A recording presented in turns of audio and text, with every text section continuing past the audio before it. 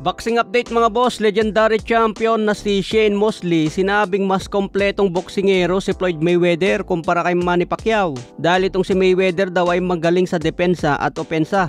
Samantala si Manny Pacquiao mas mabilis nga ito pero mas madali naman tamaan.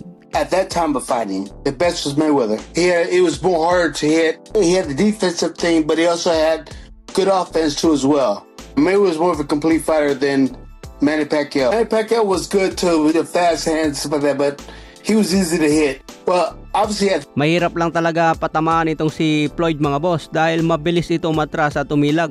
Isa din si Floyd Mayweather sa may mabibilis na footwork. Sa iba pang balita, nagkaharap na kanina si Chris Eubank at Conor Benn. November 15 ang laban na ito kaya pwede nang tumaya mga boss. Panalo si Chris Eubank sa unang laban nila by unanimous decision.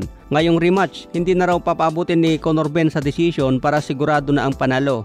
Kaya abangan natin mga boss kung kaya bang tapusin sa stoppage. Sinabi rin ni Conor Benn na isusunod niya si Mario Barrios para gawin ng WBC welterweight belt.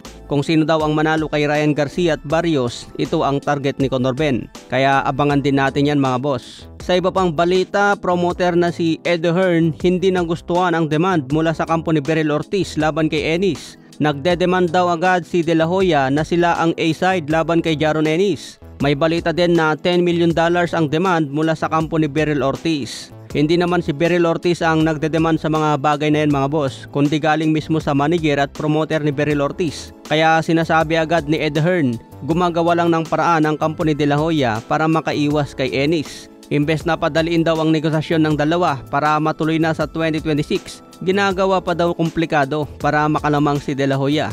Kaya ang laban na ito mga boss, matinding business talk muna bago may kasaang laban. Sinasabi rin ng fans na mas maganda kung mag-champion muna ang dalawa para unification ng laban.